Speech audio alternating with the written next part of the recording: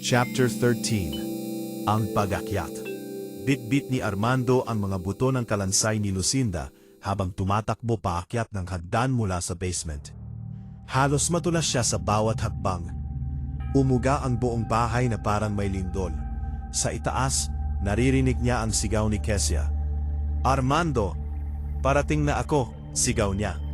Ngunit biglang may humarang sa hagdan. Isang anino. Unti-unting nabuo ang itsura nito, ang multo ni Lucinda. Ngunit ngayon ay mas nakakatakot siya. Ang kanyang mga mata ay maitim na parang walang kaluluwa.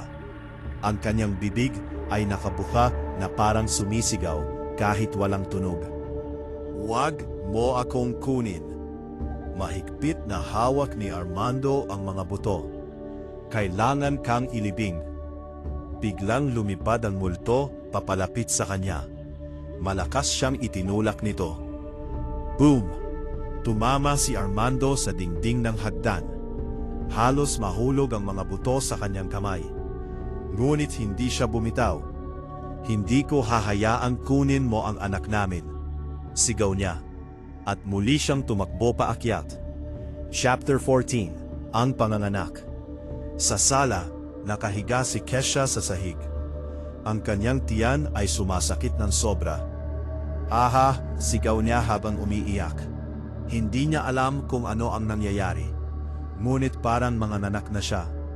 Sa harap niya ay nakatayo ang multo ni Lucinda. "Ang anak mo, magiging anak ko." Umiling si Kesia. "Hindi." Sumigaw siya habang hawak ang kanyang tiyan.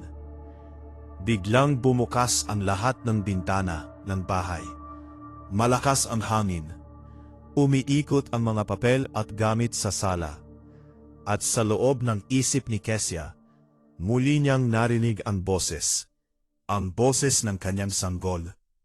Mahina, ngunit malinaw. "Ah, Mama, tulungan mo ako." Napaluha si Kesia.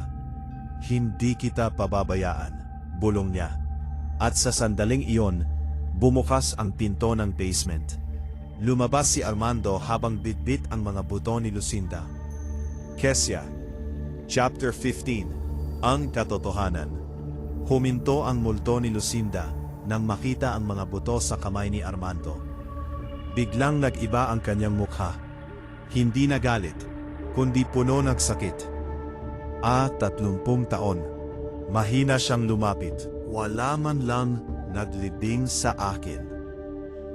Unti-unting lumapit si Armando sa pintuan ng bahay. Sa labas ay may maliit na bakuran. "Kailangan kitang ilibing," sabi niya, "para matapos na ito." Biglang umiyak ang multo ni Lucinda. Ngunit hindi ito normal na iyak. Parang sigaw ng kaluluwa na matagal nang nagdurusa. "Ang anak ko, wala na siya." Napatingin si Kesia sa kanya. "Hindi mo kailangang kunin ang anak ko," mahina niyang sabi. "Hindi iyon ang magpapabalik sa anak mo." Pamik ang multo. Pamik ang multo. Unti-unting lumuhod si Armando sa lupa sa labas ng bahay. Gamit ang pala na nakita niya sa bakuran, nagsimula siyang maghukay ng libingan. Habang naghuhukay siya, lalong lumakas ang hangin. Parang ayaw ng sumpa na matapos. At sa loob ng bahay, si Kesia ay nagsisimula ng manganak. Sa gitna ng bagyo, sa loob ng bahay na may multo. At hindi nila alam kung matatapos ba ang sumpa o magsisimula pa lang ang mas malaking bangungot.